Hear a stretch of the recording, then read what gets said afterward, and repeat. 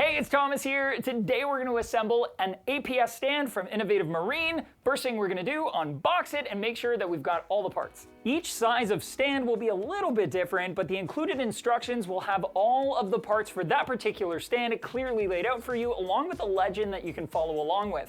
For example, my Peninsula 20 stand includes a left and a right side profile frame labeled AB, a top and bottom rear profile labeled C, a top front profile labeled C2, a bottom front profile labeled C3, horizontal cross profiles all labeled D, end caps labeled E, a top PVC foam board labeled F, a bottom PVC foam board labeled G, a set of pre-cut rubber feet labeled L, and a front door labeled M. Also included are a hex torque wrench, a set of Phillips head screws, and an optional melamine shelf with 4 extra tension locks to act as pegs. There are a few other items you're going to want to have on hand as well, including a Phillips head screwdriver, a level to make sure your stand is actually level before filling your aquarium on top of it, and potentially some shims if your floor is uneven. Now, before we get started with the actual assembly, here are a few tips. These stands use a very smart and simple tension lock system to hold the aluminum profiles together.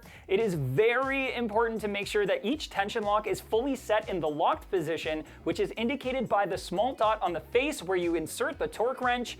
The tension lock is fully engaged and locked when the dot travels 180 degrees and is in line with the opposite side of the face. It's also a great idea to work on a soft surface to make sure you don't scratch up the finish on your stand or even accidentally scratch your floor while assembling the aluminum profiles together. I like to use a carpet or the cardboard box the stand was shipped in, or even foam underlayment sheet from your local hardware store to protect the stand and the floor during assembly.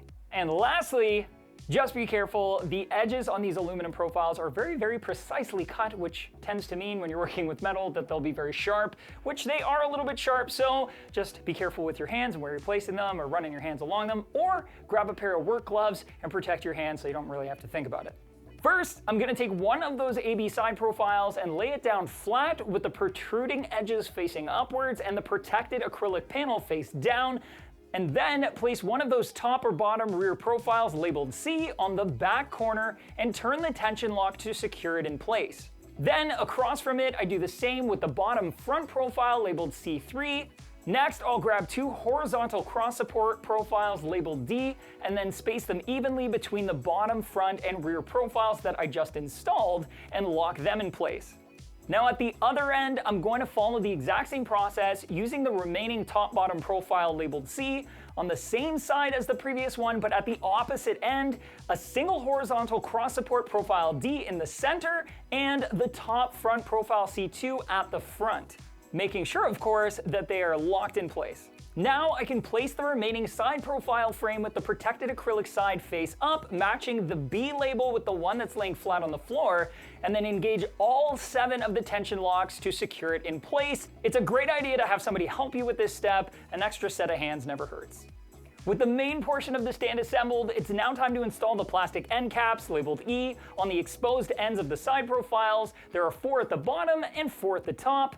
Then I can adhere those rubber feet to the bottom corners of the stand before I flip it upright. And once it's sitting on those rubber feet, I can install the bottom panel inside of the stand. That would be the PVC foam board marked G. You can just slide it into the stand and drop it down onto the 2 supports along the bottom. It's now time to get that door in place. The door has a pair of circular pegs, one at each end, that makes up 1/2 of the hinges. The second part of those hinges are already inserted into the aluminum profiles at the front of the stand. First, I'll slide that top hinge almost all the way to the opposite side of the stand, and then I'll angle the door so that the bottom peg matches up with the bottom hinge and tilts towards where the top hinge is. Then I will slowly slide the top hinge towards the side that the bottom hinge is on, while making sure those pegs on the door stay aligned with the hinges and they'll pop into place. Then I'll grab my Phillips head screwdriver and lock them in place by threading in the screws built into those hinges.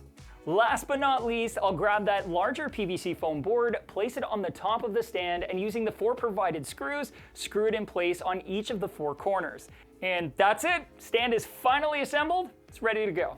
You can now take the stand to where you want it to stay, put it in place, throw a level on top to make sure the stand is level in both directions, and if it needs to be adjusted, you can use some simple shims to make those minor adjustments to each corner as necessary. Now, if this is your first ever reef tank that you're setting up, I highly recommend watching the 5-minute guide series on reefing. Click right here, it'll take you over there. Ryan does a phenomenal job of breaking down the basics so that you can get your tank started off on the right foot with the right gear without going overboard, because that's easy to do. So check it out and yeah, succeed. Have that gorgeous reef you've been dreaming of.